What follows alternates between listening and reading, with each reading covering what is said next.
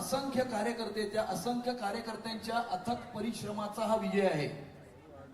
आज या ठिकाणी कोविडच्या काळामध्ये काम करत असताना मुंबई भारतीय जनता पार्टीचे 55 कार्यकर्ते मुंबईकरांची सेवा करता करता आपल्यातून निघून गेले।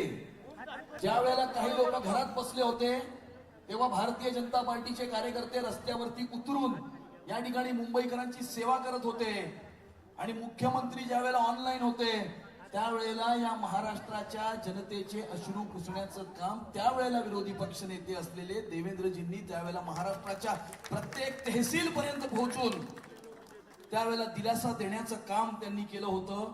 त्या 55 भारतीय जनता पार्टीच्या कार्यकर्त्यांना आजचा हा विजय मी समर्पित करतो।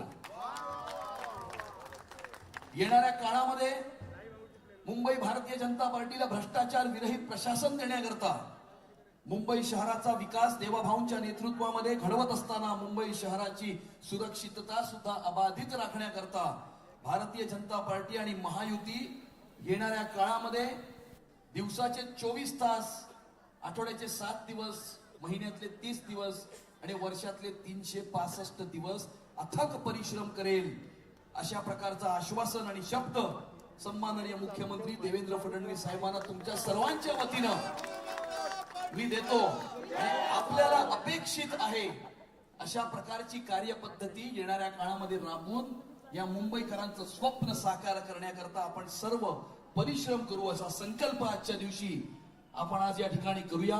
मी भारतीय जनता पार्टीचे केंद्रीय नेतृत्व, देशाचे कणखर गृहमंत्री अमित भाई शाह, राष्ट्रीय अध्यक्ष JP नड्डाजी, या ठिकाणी आपले कार्यकारी अध्यक्ष नितीन नवीनजी आणि महाराष्ट्राचे प्रदेश अध्यक्ष रवींद्र चव्हाण साहेब, या सर्वांचे सुद्धा अत्यंत मनापासून त्यांनी केलेल्या मार्गदर्शनासाठी अत्यंत मनापासून मी त्यांचे आभार प्रकट करतो।